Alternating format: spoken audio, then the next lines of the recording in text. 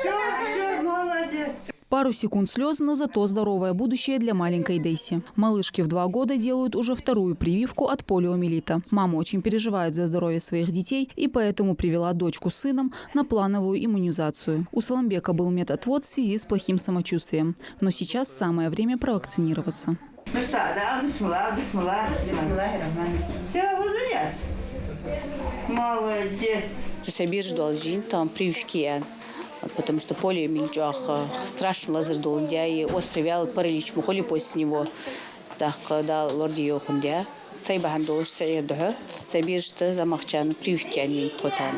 Полиомиелит – это опасное для жизни инфекционное заболевание, которое вызывается полиовирусом. Он передается как воздушно-капельным, так и фекально-оральным путем. У большинства заболевших не будет никаких видимых симптомов, говорят врачи. То есть родитель может попросту не понять, что его ребенок находится на грани жизни и смерти. Полиомиелит, как обычная ОРВИ или же как обычная кишечная инфекция, может начаться с температуры, с недомогания, отказ от пищи, может быть жидкий стул. Она может в такой легкой форме протекать. Эти симптомы обычно длятся от 2 до 5 дней, а затем проходят сами по себе, оставляя тяжелые последствия для маленького неокрепшего организма. И чтобы этого не допустить, необходимо вовремя привить малыша, то есть до исполнения 5-летнего возраста. Для этого в детской поликлинике есть все необходимые вакцины. Существует такая прививка, которая делается вакциной Пентаксим, которая включает в себя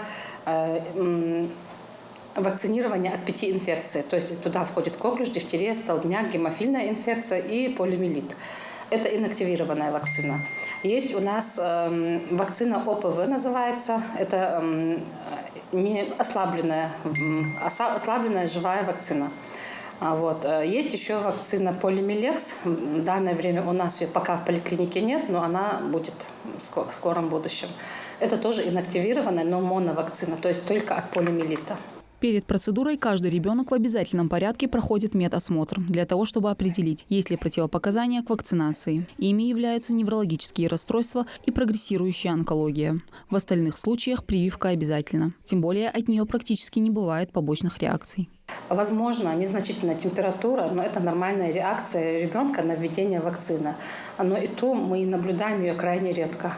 Чаще всего на введение пентаксима никаких побочных реакций не наблюдалось. Или же, может быть, ребенок будет немножко беспокойный, чуть-чуть снижен аппетит, первые 1-2 дня. Все.